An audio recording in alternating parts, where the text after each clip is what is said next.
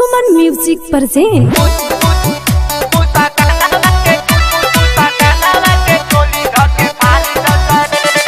सुमन recording studio Jagdishpur.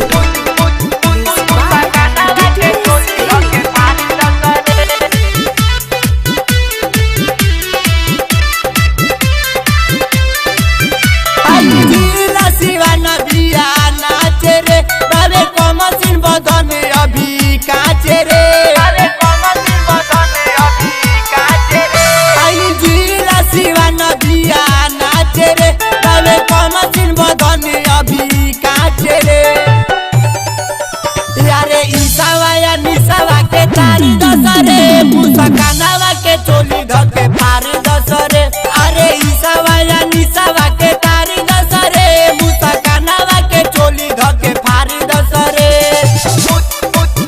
मुसकानावा के चोली धके फारी दसरे,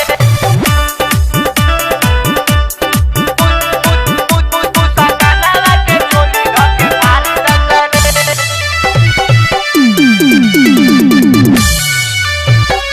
मिक्स बाय दरुआ चौहान।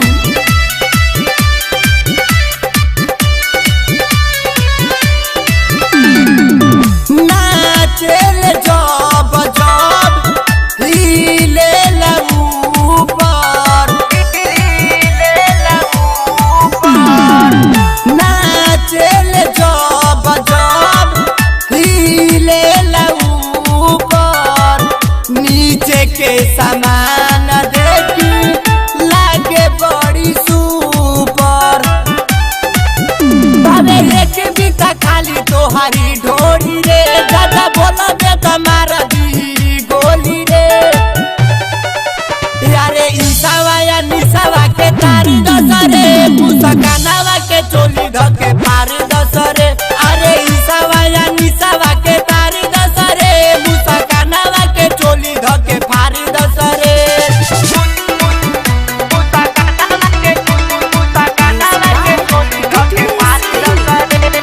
सुमन म्यूजिक प्रेजेंट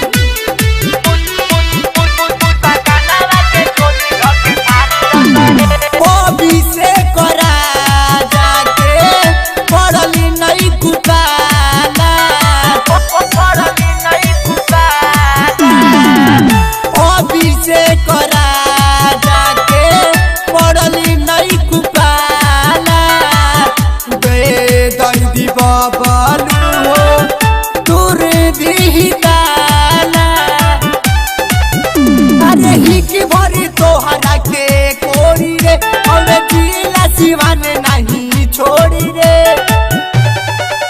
यारे ईसावा या निसावा के तारी दसरे, मुसकानावा के चोली धके फारी दसरे, अरे ईसावा या निसावा के तारी दसरे, मुसकानावा के चोली धके फारी दसरे।